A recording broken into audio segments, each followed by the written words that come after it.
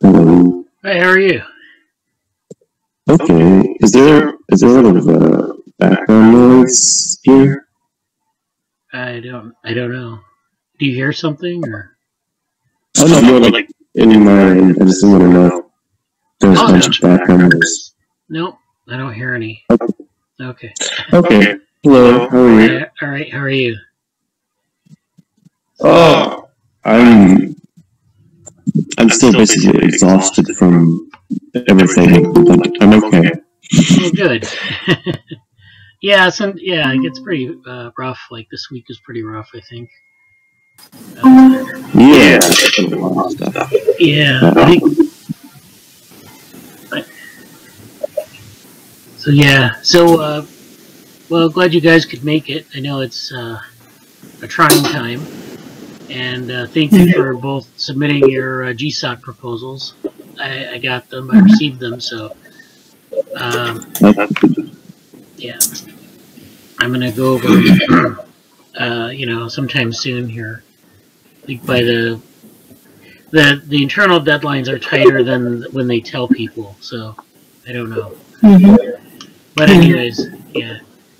So let's see. So what's been going on this week? I know Jesse. I know about your.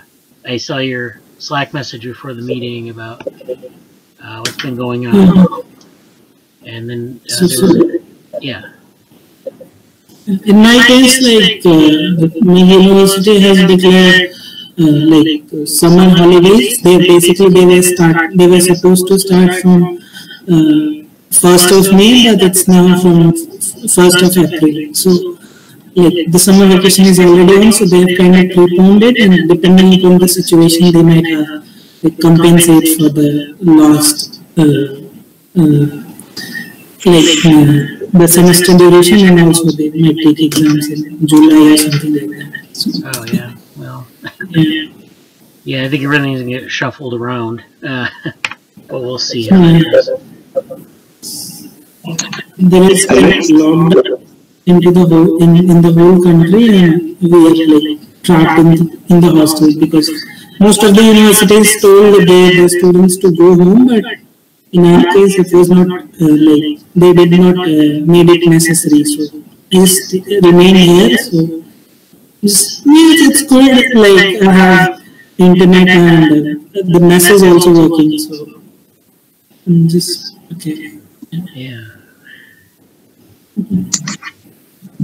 One thing about Google Summer Code stuff I saw that they didn't change any of their major deadlines for submitting things, but I think, did they move some of their timeline back a little bit? I think by a week or two.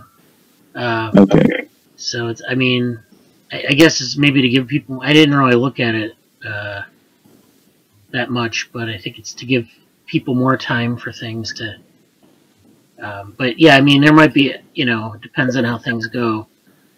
There might be more changes to the schedule. I think they're trying to just have it as normal, but they figure that, given the situation that there might be some problems, we don't know. So it's going to be, but I think it'll be, well, we'll see how it goes. I mean, I think it'll be a good,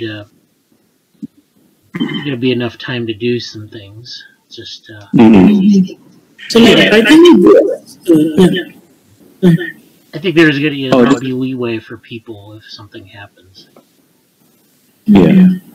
It didn't seem like it was a huge change. I just noticed there were some differences when they mentioned it, so yeah. Yeah, and like someone actually mentioned it on NeuroSim actually. Oh yeah. That there was some, yeah. And I think this Google thing will be the perfect thing to do in this kind of scenario. Anyway, it was remote and you will find this thing. So yeah. Well, yeah, it's definitely a good thing to one thing, it probably won't get canceled, except that it might be that mentors or mentees get sick or something like that. That would be a situation where it would be bad. But I think they're trying to give people leeway for that. But I think we'll definitely have maybe a little bit more time this summer, and so hopefully it'll be, yeah. I mean, hopefully we can get some things done, and hopefully everything works out here. But yeah, I'm not ready this week to talk about too much about the. I was gonna do that. I was gonna go a little bit deeper into the details of the project and that, but I'm gonna wait until next week. I don't really have anything ready yet. I've been working on getting together some of the notes from 2018. So one of the things I did in 2018 with Sam and with Cheng Soon was to go through like they would ask questions, and I would field the questions, and I would do it on Slack. So I have it all in these Slack logs, and I have to go through the Slack logs and find all these conversations I had with them.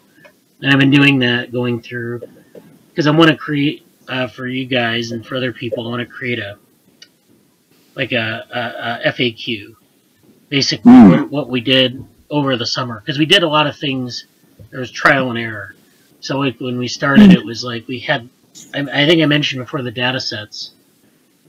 We decided on 2 data sets. One was Google Ngram, and the other was the color. I think I talked about the color space before. And, we kind of worked on those 2 to try to get a handle on the classification structure and all that. And then I think Sam actually implemented the Ngrams, some form of the Ngrams. I don't know if he actually implemented it or he was working on a solution for it.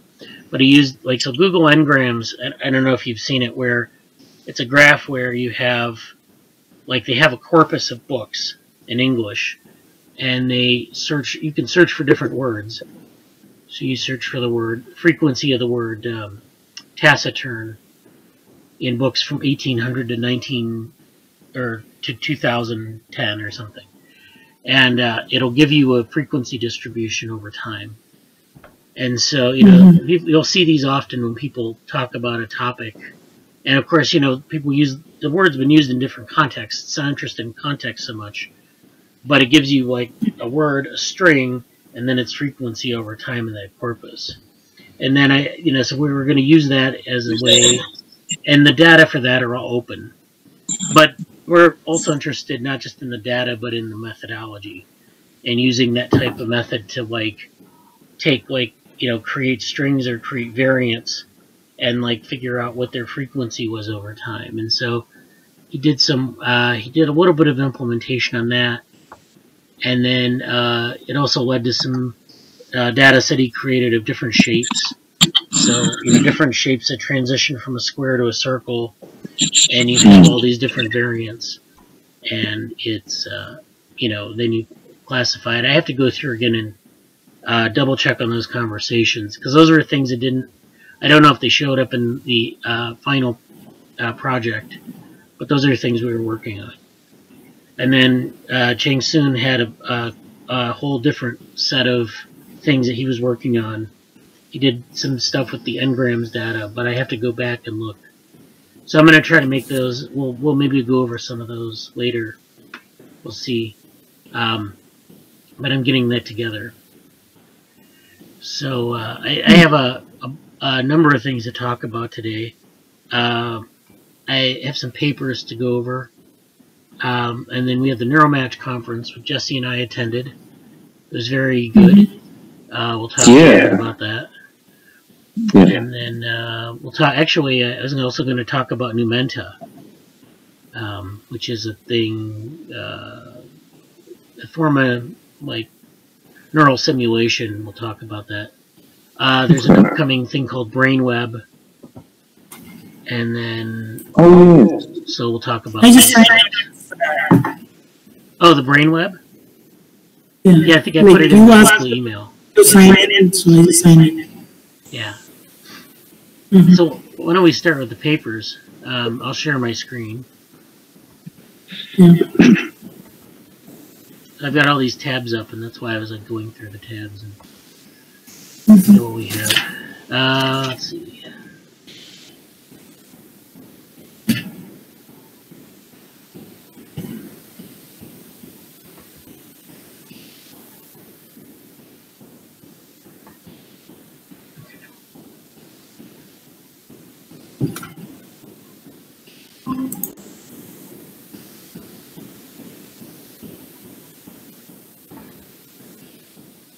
You can see my screen with the papers in it, the directory? Yeah. All right. Yes. Here, I'll grab the link. So this is if you want to go in. I should have it shareable, but every time I say that, of course it isn't. So, yeah, request permissions. Alright, so this is the 3 papers. First one, this is a classic. I just found this by rooting around this week. This is Herbert Simon, The Architecture of Complexity. So, Herbert Simon was he wasn't a cyberneticist, but he was an early AI guy, and he did a lot of things actually. He was a philosopher and a social scientist in general. And he did a lot of interesting work in his time. You'll run across his name sometimes in papers as like a classic citation. This one's called The Architecture of Complexity. And so, he was actually talking about in this case about general systems theory. So a number of proposals have been advanced in recent years for the development of general systems theory, which, abstracting from properties peculiar to physical, biological, or social systems, will be applicable to all of them. So he's really kind of, this is like the first, I don't know if you're familiar with complex systems, the sort of thing they do at the Santa Fe Institute, or the sort of thing that they talk about when they talk about like complexity theory, or, there are a whole bunch of different fields now, but this was sort of where it came from, is general systems theory. And, the idea is that you can take principles like, like a power law, say, and they're applicable to all sorts of different fields. Ah, Z's here. Hello, Z. How are you? How are you? So, the idea is that one principle is applicable across different types of systems, from biological to social, etc. And so this is sort of allied to cybernetics, but it isn't really cybernetics. So in this paper, I should like to report on some things we've been learning about particular kinds of complex systems encountered in the behavioral sciences. The developments I shall discuss arose in the context of specific phenomena, but the theoretical formulations themselves make little reference to details of structure. So they refer to the complexity of systems without specifying the exact content of their complexity. So this goes on about this whole idea of like taking like complexity as sort of like a set of principles and applying it across all different types of systems. So he talks about hierarchical systems. Again, it's a very general set of principles, and a lot of it comes out of physics of the time, but it's the idea is that it's applicable to a wide range of systems in different areas. And so the whole point here was to try to characterize systems holistically. So, people at the time, people didn't know how to characterize systems as a whole or as a set of moving parts. People usually just used like an experimental approach where they took like single variables or single individuals and they would do experiments, or they would like look at different phenomena either it was so coarse-grained so they couldn't be useful. There were no real methods to analyze. Like if you saw like a chemical reaction, you could describe it, but you couldn't really characterize it. You could use mathematical equations, but those were pretty general. So this was sort of a way to get a little bit more at some of these systems, looking at sort of the global picture, but also understanding it as a set of complex processes going on. So he talks about social systems, biological and physical systems, symbolic systems. And keep in mind the language used in these papers are from, like, the middle of last century. So it's not like you're going to run into the most contemporary terms. Let's see. So he talks about biological evolution, problem solving is natural selection. So he actually he did a lot of really early AI stuff. He kind of laid some of the foundations there. So he talks a little bit about like learning and natural selection and problem solving. One of the great things about going back to these papers is that you can see some of the roots of ideas, and sometimes you can get new, kind of revisit different ideas that have been forgotten about.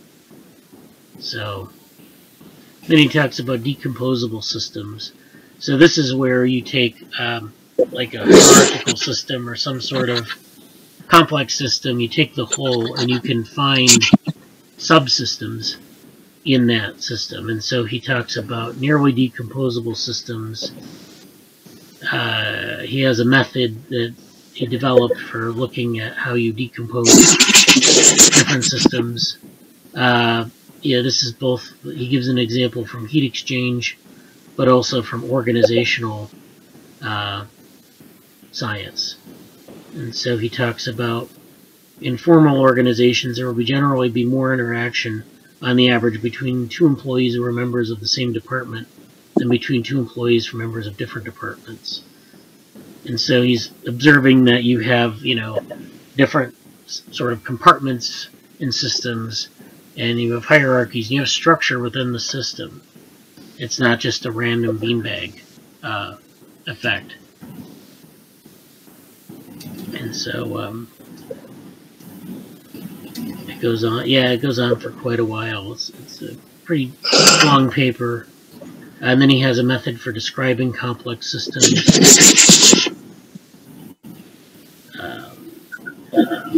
So, I mean, this is, I'm going to let you read. If you want to read the rest of it, you can read the rest of it in more detail. But I'm just giving you some, I think that's pretty good. Oh, he doesn't have any citations? Oh, I guess they're all in the footnotes. So yeah, that's another thing that's sort of archaic, is that he has a lot of, all those citations are in the footnotes. So, I don't know if that's it's like in philosophy that might be like the old convention, but it's not really done much anymore. So anyway, he summarizes his sort of description of complexity, and again, it's not the most cutting edge contemporary stuff, but it's definitely a view into how the field has evolved and what people were thinking about back then. So that's a good classic paper. Another paper, and the next two papers are actually much more modern, and they have to do with machine learning and deep learning. The first paper of these two papers is Recurrent Independent Mechanisms, and this is an archive paper from September of last year. I don't know if this was mentioned at the NeuroMatch conference, but this is something that is, I think, adjacent to what they were talking about, at least. So, recurrent independent mechanisms. It's a new recurrent architecture in neural networks, in which multiple groups of recurrent cells operate with nearly independent transition dynamics, communicate only sparingly through the bottleneck of attention, and are only updated at time steps where they are most relevant. So it's just I guess it's a recurrent mechanism that's a little bit different than your the way that they usually do this. So it's an innovation in sort of deep learning in neural networks. Let's see. So this is an illustration here. So let's see. In the first stage, individual RIMs produce a query which is used to read from the current input. In the second stage, an attention-based competition mechanism is used to select which RIMs to activate. Right figure, this one here. Based on encoded visual input, blue RIMs are active, so these are active. Based on attention score, while RIMs remain inactive. In the third stage, individual activated RIMs follow their own default transition dynamics, while non-activated RIMs remain unchanged. In the fourth stage, the RIMs sparsely communicate information between themselves, also using attention. So this is one of the innovations that have been coming up in the last 2 years in machine learning and in deep learning, is this use of an attentional mechanism. And so in cognition, we think of an attentional mechanism sort of a filter or a spotlight. And so when we look at things, when we pay attention to something, we usually use our visual resources to focus on a certain location in space. And because we do that, we sometimes filter out a lot of stuff in the periphery. So if I'm looking at a cup on my desk, I miss maybe what's going on the computer screen.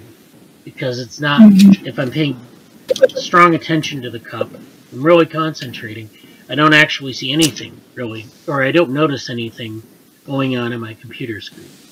I can multitask, I can pay attention to both at the same time, but that comes at a cost of paying attention to any one thing. And so there's a whole literature on attention and how it works. It's definitely, though, you have like you focus on certain objects, and it comes at the expense of focusing on other objects. And B, there are three. B, you can also multitask, or you can split your attention, but that also comes at a cost. And C, it's a filter for information. So paying attention allows you to filter out irrelevant information and focus on what you want to focus on. And so they're using this in a lot of neural networks now as a way to filter information, to pay attention to certain features and parts of the feature space, and do this in a way that's that gives an advantage to the algorithm to process and to recognize patterns. I think it's a really interesting area, although I'm not really well read in the area of how they're applying attention.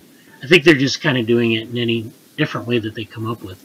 This is definitely one of those ways, though. So if you're interested in that sort of application, you should read this paper. They have some mathematical description here, communication between RIMs. So they use different these different filters. They have variations on the architecture, and then they have related work.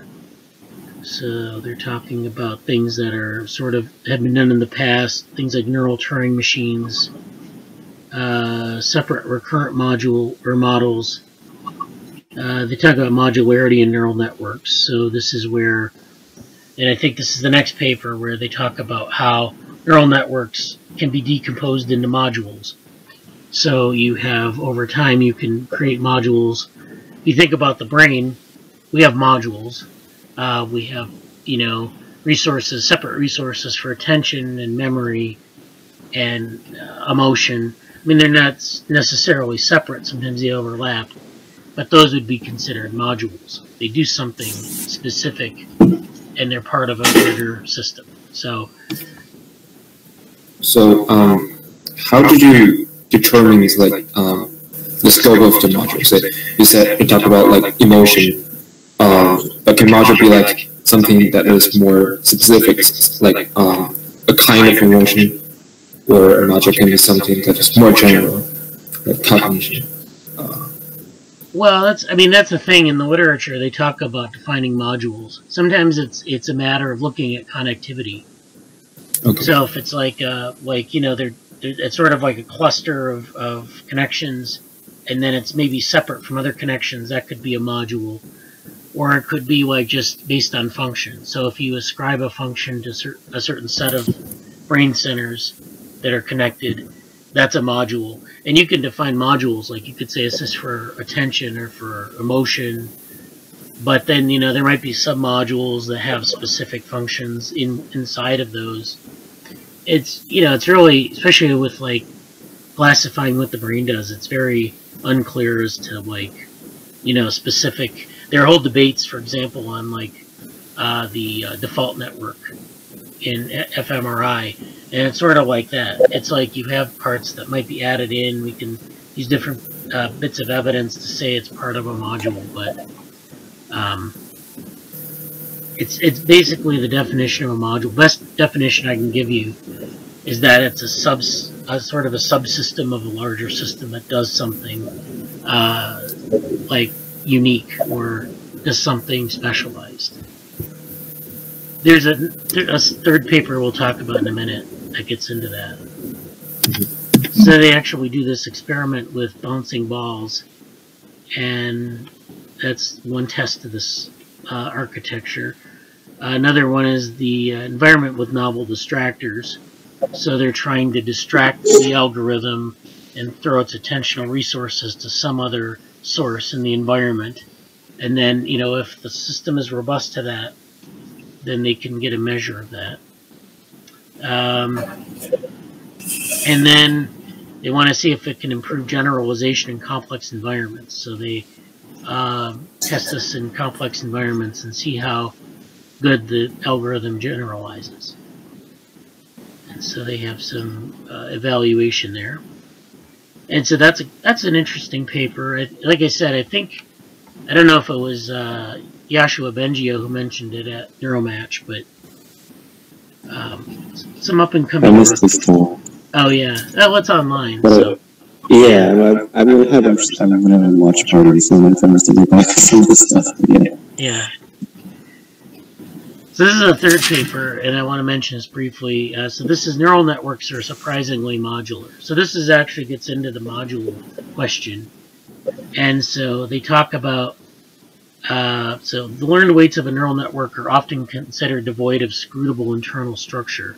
In order to attempt to discern structure in these weights, we introduce a measurable notion of modularity for multi-layer perceptrons, so for these things. And investigate the modular structure of these trained on data sets of small images.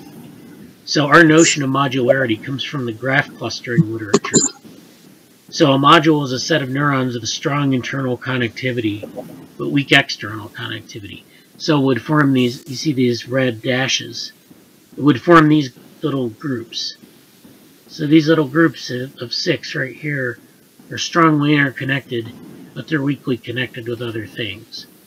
And then the idea is that those little areas do something. It could be process a certain type of information. It could be result in a certain type of behavior, different granularities of it, and there could be even submodules within these modules.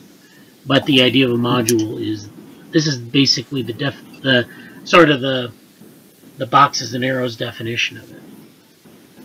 So they actually look at this problem. They talk about, so neural networks, we kind of think of it as in terms of like layers and connectivity that's highly parallel, but actually you do see, especially when you train neural networks, that they do form these modules. So they can do things that are very specialized in different ways. And this paper just kind of goes through a lot of the details of this. They talk about clustering neural networks, so they actually use clustering techniques to find these modules. They don't just kind of throw lines around different things they think are modules.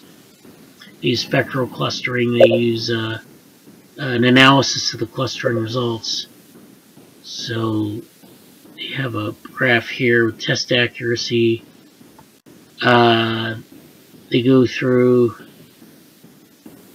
they talk about different ways that we can understand clusterability. Does dropout training affect it? Does clusterability come from training alone? And so they test all these alternative hypotheses, and let's see what else. Does clusterability come from data set structure? So they test that idea as well. As such, no particular conclusion can be drawn, so they can't necessarily link it to data set structure. So that's actually interesting because, you know, we think about like the brain, it has a lot of innate properties, but it also has a lot of learned properties. Does your modularity come from what you learn only, or does it come from your brain's sort of inherent structure?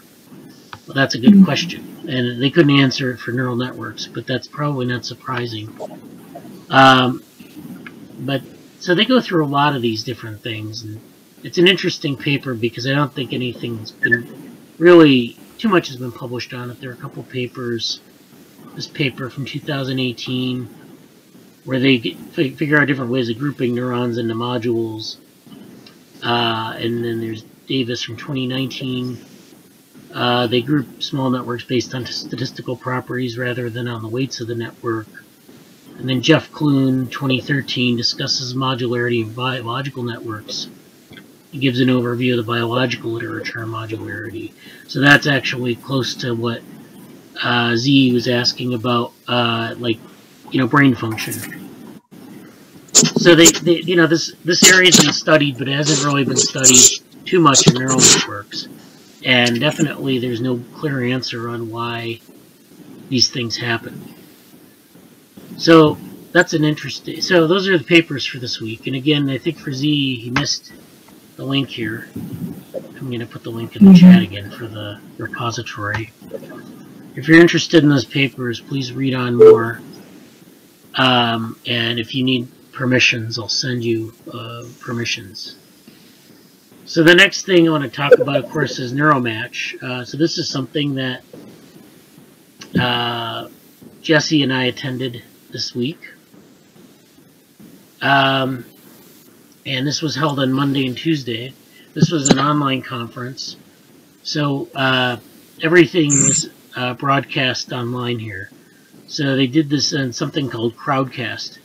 So this was a platform where, people would, they would have the person giving the talk, they have a moderator, and then there was an audience. And the audience is actually quite big. For a lot of the talks, there were several hundred people in the audience watching it. They were watching it on YouTube. There was a live stream.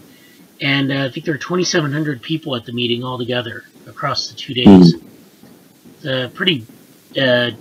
A lot of people attending this. And let me put this in the chat for Z. I don't think he's seen the NeuroMatch agenda, but there were a lot of good talks, I think. There were talks on like brains, brain networks, a lot of stuff on sort of like brain function, and then there were a lot of talks on like mathematical approaches. This was an interesting talk. It was purely like statistical. Neurons goes to infinity. It was purely about like statistical analysis. And then there was Daniel Bassett. She actually talked about equitability in neuroscience. She usually talks about networks, but she actually used networks in this talk very well to quite great effect. And then there was a panel discussion on, or actually 2 or 3 panel discussions, and I saw that Jesse was chatting with Gary Marcus about it a little bit, about the one that Gary Marcus was in. I saw, honestly, it was disappointing because I really only got to do, was this conference 2 days? Yeah, it was Monday and Tuesday. I really only got to do like the last quarter or even like the last fifth of the conference, so there's so much that I missed out on, but just my time in that, I was very impressed by the conference. And using Crowdcast, like it was so much better than Zoom and other things that I've been a part of. And yes, I did get to do that one. I really enjoyed that last panel. Was like, there are other things I've tried to catch up on, obviously, but the last panel was very cool because I know I'm somewhat familiar with Gary Marcus from the AI debate with Benjo, which was kind of in I think December or January, and so I'm kind of familiar with his outlooks, but he had some. Did you see that one, Bradley? Yeah, I caught a little bit of it. He had some really good. I don't know if the right word is competition, but he is challenged in ways that I think were really useful. And a lot of people liked Tim. What was Tim's last name in that? Do you remember? Tim. it's on the, I don't think it's on the panel because they changed up some of the panel members because of various issues. But if you go back and look at it, there were essentially two parts to that panel. One of them was Gary Marcus, Tim somebody, and I think Conrad, one of the organizers. Organizers. And also someone I think named Illa, I forgot who. That it sparked a really good debate that I find. I don't know. I probably don't have the means to get into it right now, but it was very good. And then the second part was also very good because they brought in John Cocker, and if you know the Santa Fe Institute, what's his name? Someone else, Cocker. They were basically the Cocker brothers. Yeah. But this was the one that isn't the president of the Santa Fe Institute. But they had it was so, like, this guy sounds really familiar, I don't know who he is. They have a very particular way of speaking about complexity. So when he got into that panel, he brought in this complexity perspective, which was really cool to hear addressed in that and the way that he's speaking about things. And then another panel member joined who kind of was, Crocker kind of attempted to criticize her comment because she was talking about how to use mathematics, and there was a big debate about using mathematics as a, you can formalize the ability to formalize things, and you can formalize your approach, but you'll never be able to formalize your direct interfacing with the subject matter because the universe is so varied. And they kind of, some people in the chat were saying, oh, striking blood and like some contention, but it was all, these were very constructive debates. I think there was some, in the first part, I'm a fan of Gary Marcus. Yeah. There was some parts where it was like extended, a little bit repetitive of things. But anyway, to kind of summarize things, the last thing I said, and I think I posted this in the chat, was the second woman that I mentioned, I can't remember her name. This might have been, I know there was Ilda and Ida, but they weren't, I don't know if that was the right people. Anyway, she eventually brought up cybernetics in a very interesting way too, like specifically mentioned cybernetics, which is always kind of like a cool thing because so much of an anachronistic term, and people use it in interesting ways. I always find that kind of fun. So that whole like second half of that panel was like really interesting, and I'm really glad that I saw that, and I made a lot of. I didn't get to be very active in the conference, but through that panel and a lot of other things, like I got to really know a lot of people, and that was a lot of fun. That was a very interesting situation. Yeah, I think the whole point of the conference was to let people, participate how they wanted to participate and get, give people something to do and give them an opportunity. I really liked it. So Z and Ankit, you should check this out. So a lot of the things actually are recorded here on YouTube. If you go to this link to the YouTube channel, a lot of the main sessions are on there. Then there's also this Google Doc, which is like it kind of gives some context to some of the talks. They'll give links to papers and things like that. Also, we did use Zoom for the side for the so there were main talks, and then there were panels, and then there were like parallel sessions, and those were hosted on Zoom. And well, I didn't have any problems in my talk. There was this issue called Zoom bombing, and this happens. It's a malicious attack on Zoom rooms. So people will come in and like dump a bunch of porn pictures or like racial slurs or something in the chat, and then it disrupts the entire group. And it's usually someone from like some malicious actor from somewhere. They'll just find it. If you put a Zoom link on like in somewhere public, apparently they like to go in and wreak havoc. So They had a little bit of a problem with that. But otherwise, I mean, the parallel sessions were... I did a parallel session here. It was on networks, and we actually had another C. elegans person. I did a talk on C. elegans.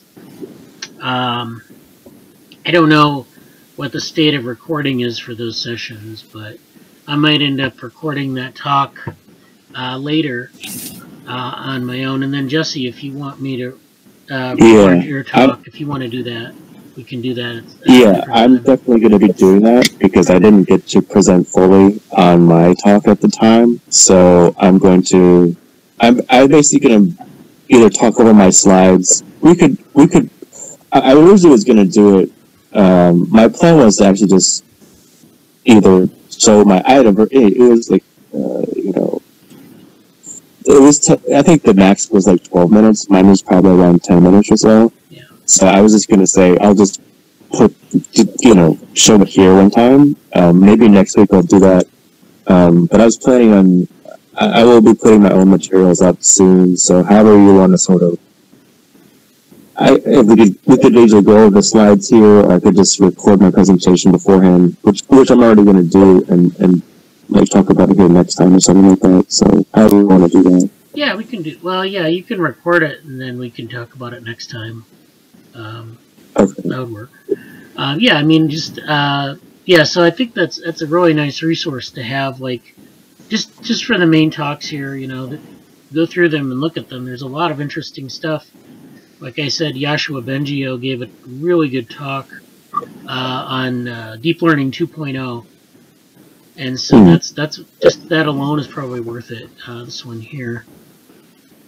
So yeah, I mean, it's all archived on YouTube, and I thought it was really good. They said it's supposed to be a template for online conferences. So hopefully there will be more. Yeah. And then there's also, I don't know if it's going to be permanent, but like I could still get into the Crowdcast and play around with it that way too, which is a little bit better than just watching on YouTube. But I don't know if that's going to be as permanent as YouTube would be. Well, I couldn't get into Crowdcast, so I mean, it's really? But the YouTube thing, those are all archived, so those are actually pretty easy to access at this point. Because I did have problems getting into Crowdcast, and I think some other people did too.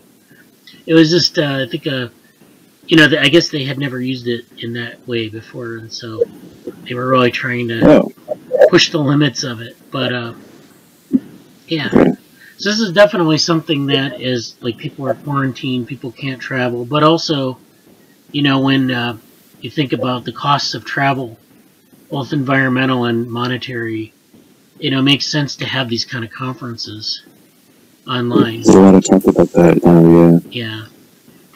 So that's good, and I think so. Definitely, Ankit and Z, check this out. Another thing I wanted to talk about. Did you have a question, Ankit, or? Oh, okay. Just want to make sure. So another thing I actually encountered this week was the Numenta. So we haven't talked about Numenta too much in this group, but so Numenta is a group of people doing this thing called hierarchical temporal modeling. And so it's a bit different way of, like, it's not deep learning, and it's not machine learning. It's a different type of approach to neural modeling. And it started with someone called Jeff Hawkins, and he's actually a technologist, but he had an interest in the brain, and he had an interest in the brain that was... This is the most... Okay. Interest in the brain that was largely theoretical. And so he basically took all the money he got from his technology companies, and he put it into this place called the Redwood Institute, which is now part of Stanford, or part of Berkeley, UC Berkeley. And they studied the brain. They study theoretical aspects of the brain, and they study computational aspects. And Jeff Hawkins took what he learned from his, investigations of the brain. He founded this company called Numenta. And so they do this approach where they look at the cortex, the neocortex, this part of the brain here. And this part of the brain is, of course, where all the sensory processing happens, the visual streams. People talk about how visual information is processed through streams, dorsal and ventral streams, where your motor cortex is, your auditory cortex. All that happens in this neocortex. And so neocortex is, of course, very homogeneous, and it consists of these 6 layers of cells that are connected both in parallel and in sort of between layers. And it's organized into cortical columns. So there are these columns that are like stacks across these layers, and those are arrayed in parallel. And this neocortex, actually, it sort of is a sheet in development. Early in development, it's a sheet that covers the rest of the brain. And then later in development in humans, it expands, and it keeps expanding so that it wrinkles up like this. And so actually all mammals have this neocortex. Not all of them have it this wrinkled. Humans have a wrinkled neocortex because ours is so much larger than most mammals. But some mammals, a lot of primates have this sort of wrinkled, or what they call convoluted neocortex, like, rats and mice, rodents, other orders of mammal. They have a smoother neocortex, but it works the same way. And so they use these cortical columns to model, as computational models. And they actually have done a lot of really interesting work. And what I think the thing I wanted to point out to you is that they have a very active online presence. They have something called the HTM School. This is the community manager, Jeff, and he does a lot of this sort of outreach where they talk about how to use these models in different ways. And so this is something called Numenta. The platform is called Numenta, and it's open source, and you can apply to different types of problems. So, he goes through all these different ways of using it, different computational structures and things like that, representations. It's very different. I did a presentation on it for the DevoWorm ML. So I can, if you're interested in this, I can give you some connections on this, like some resources to read on this, because it's not straightforward as to how it works. But we do have a lot of stuff here online. They also stream their research presentations. And Jeff Hawkins is doing some tutorials here as well. So it's definitely something to look into if you're interested in like sort of bio-inspired computing. If you're, just kind of like think about it in contrast to a lot of the deep learning that's going on. And then they also have a forum on discourse. So this is a forum that they talk about different problems in the area, people implementing the software. So the link to the discourse chat, and here's a link to the YouTube channel. And so this gives you some idea of what's going on with hierarchical temporal modeling. The reason I kind of bring this up is because I actually saw, I don't know if it's on this channel yet, but he gave a talk on like artificial general intelligence, and how this guy Jeff, and how deep learning is not going to get us there. His argument was that deep learning is not going to get us to sort of a general intelligence. It's going to be able to allow us to maybe recognize patterns and do some really good classification, but it's not going to get us to like a brain that thinks and feels and things like that. So it was I think it was a somewhat compelling argument. And of course he was arguing for hierarchical temporal memory or modeling. And it's definitely, it's not something I can get into like in 10 minutes, but it's something you should check out if you're interested. It's definitely like, more geared towards like actually what the brain is doing in terms of processing. Because, they use, for example, they use different they use these cortical columns as a way to sort of incorporate different types of contextual information. So like in neurons, you know, the way you typically have a neuron in deep learning is you have a cell body and then connections, right? They're very generic. In HTM, you have like a cell, and then you have dendrites coming into it, and they're doing computations.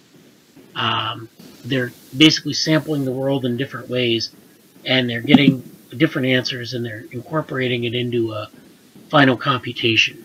But you have a lot of different ways of viewing a certain bit of like environment. So, you know, the input from the environment or the input from the data set is coming in, and it's, you know, one neuron is taking in a lot of different sources of information at once. But it's in a way it's different from something like deep learning, where it's pretty much generic, at least at the start. And so, like I said, I can't really give you really good tutorial in like 5 to 10 minutes, but we can talk about that in later meetings if it's something anyone's interested in. But I would check out the YouTube site.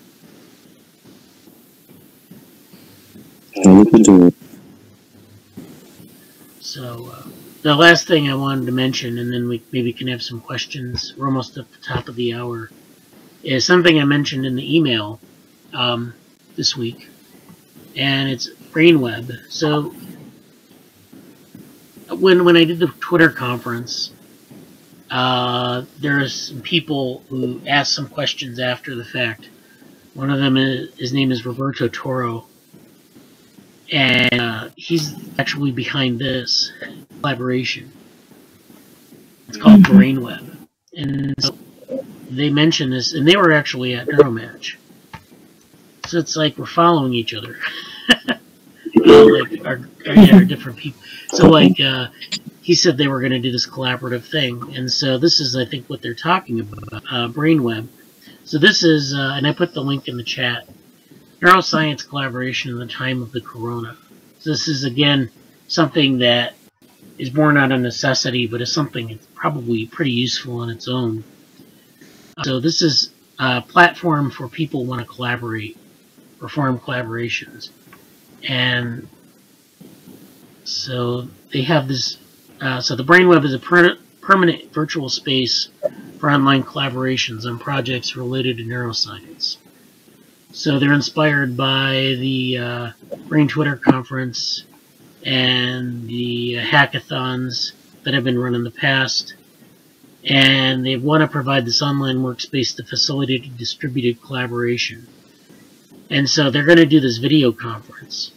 This coming Monday at 3 p.m. UTC. So whatever your local time is, I think it's in the U.S. It's 11 o'clock Eastern, 10 o'clock Central. In India, it might be a bit late, but they're going to do this. What was that? Maybe 8:30 in night. Oh, okay, it's not so bad then. So they're going to do this initial get-together, and then they're going to try to do it every 6 weeks. So if you can make it, definitely. There's a link, I think, here, or I guess it was in the last one that I had. Well, they have them all over the place. It's this link. It's what they call a Jitsi space. So Jitsi is it's like Google Meet, but it's a sort of an open source version of it. And they have the link here. I don't know I think you have to register in the community, but you can also just join in the link. So they have the April 6th kickoff.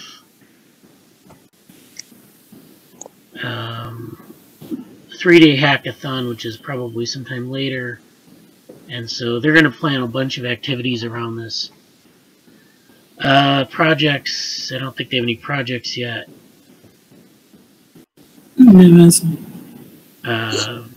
And then the community is the thing I wanted to draw your attention to here.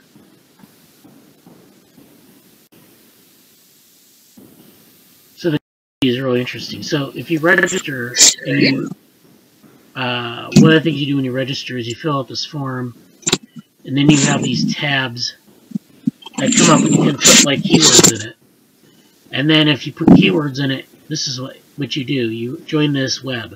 You join this hairball network. Yeah. So you have people over here who haven't filled out their form, but you have people here who have. So let's find Stephen Larson is in here from OpenWorld, and yeah, computational neuroscience, Python, C elegance. And these are just tags that he put in, different expertise tags. Where am I in here? I can't find myself. Oh, here I am. So I've got a bunch of things I just threw in there. But it'll cluster you near people. So, and then you're a couple steps away from different people. It's kind of hard to see it like this, but there's Matteo Cantarelli. There's, I mean, it's kind of hard to see people, but they're kind of hidden in here. Well, you know, if you want to find a collaborator, you enter your information, you come up into this network, and then you examine the people who are like one link away from you. And then you can check, or, you know, even if they're not, you can see what keywords they used. And then that's one way to interact with people. Of course, another way is through the hackathon or the meetings. And so then that's pretty much BrainWeb. I encourage you to. Did I put it in the chat? Yeah, I did. So I encourage you to. What was that? The link is there on the mails. Okay, yeah. So I encourage you to join in, and you know, whatever you want to do is fine. It's just, you know, it's a nice little resource, I think, to interact with people, find new collaborators. So I don't know what we'll probably revisit this when the meeting happens. Like I said, I talked to some of the people about, you know, maybe like some ideas for collaboration. I don't know what's going to result from it yet. Like I said, I met up with them at Twitter conference, and then I met up with them here at NeuroMatch. So maybe there's something there. You know, maybe it's just that whole network of people who are doing like virtual stuff. So I guess for next week we're going to do probably do some more discussion on. So Jesse he has a presentation on it's on the BrainWeb vehicles, and it involves sort of the embodiment aspect of that. So it's sort of an embodiment view of it, and so that'll be interesting to see what the final presentation looks like. And then, you know, we'll maybe talk a little bit about it. I'm going to also try to get some of the stuff for the GSOC project. I'm going to get some of those things up and maybe discuss some of those. Like I told you, I have a bunch of chats from Slack I need to go through and look, because I had a lot of questions from last time, and it's probably useful to not have to revisit those things. Yeah. So are there any other questions or comments? I guess I'll briefly mention a few other things. I also attend the, I guess it's Northeast Region Conference on Complexity Science, NERCS, which I've never really heard of. And it was kind of, I guess it was originally supposed to be held in Buffalo, the State University of New York at Buffalo, which is kind of I was State University of New York at Albany, so kind of a sister school, I guess. But then it went online, obviously. It was actually really good, and they had a whole section on agent-based modeling too. One of their final talks was agent-based modeling, which that was okay. But I really had a really good talk.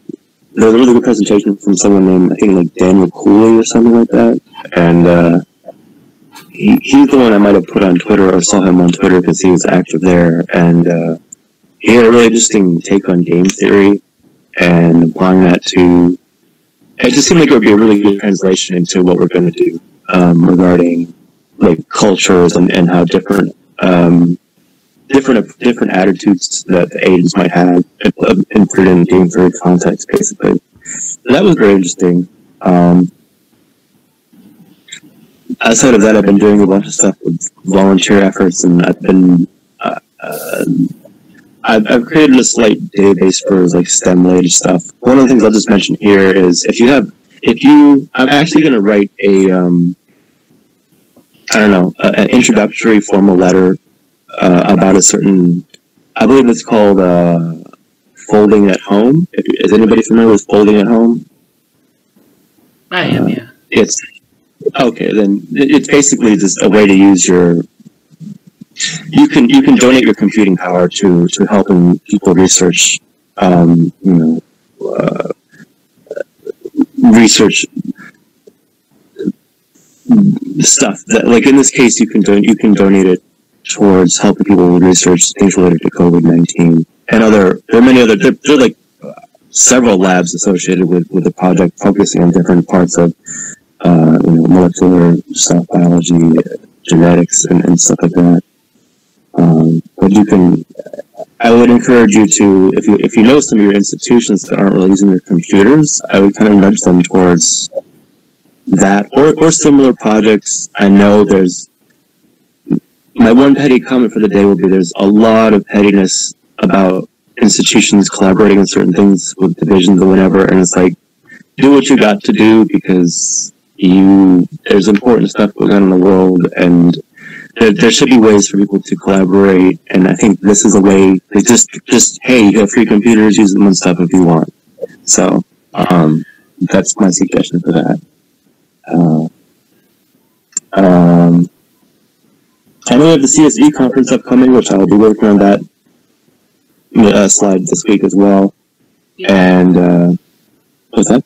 Yeah, I mean, I haven't had a chance to work on it this week either, so we'll be. Yeah, do that. And then last thing I'll mention, I may have fallen asleep during my embodied cognition reading group with my friend. Oh, I want to mention Anson, my friend. In a few weeks, when he's done with his finals, I might kind of invite him to kind of look at. I don't know how active he's going to be able to be, but maybe just introduce him to the lab or something like that. Have him come to a meeting, if that's okay. Okay. He's very interested in stuff that I am, but he won't be like. I don't think he'll be a very active participant, but he probably could be in the future in some form. So, and he's part of that embodied cognition reading group. So I kind of fell asleep during an online meeting because I was so exhausted last late afternoon. But it's great because they're actually going through Carmelo's book, Anthony Carmelo's book on radical embodied cognition, and that's really helpful in terms of all the other things that's related to embodied cognition too. So those are my random other updates. Well, good. Yeah. Please invite him to the group, or if you want to send me his email, I can put him on the mailing list. I will. Yeah, so I mean that's, and then he can just kind of join in when he wants, and it's but I mean he's welcome to come in. So yeah, yeah. Thanks for that. Z, do you have anything else to add? I know you didn't get a chance to give an update or anything.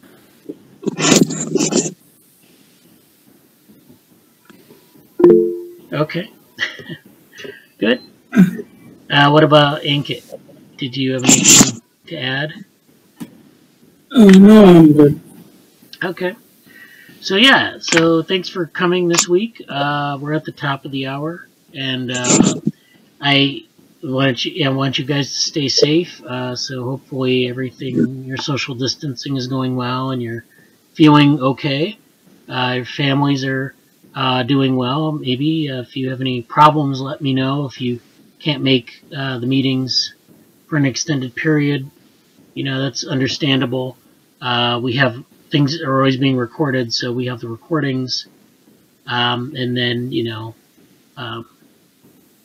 there's folding at home. So that's actually there's a lot of different versions of folding at home, and so Jesse is giving you the most famous example. There's these peer-to-peer computation platforms that use a little bit of your computer power when you're not using your computer. So if donating computer cycles is basically what it is. So that's something else to check out if you're interested. Okay. Well, guys, take care. Talk to you next week. Have a good week. Take care, everybody. Bye. Bye.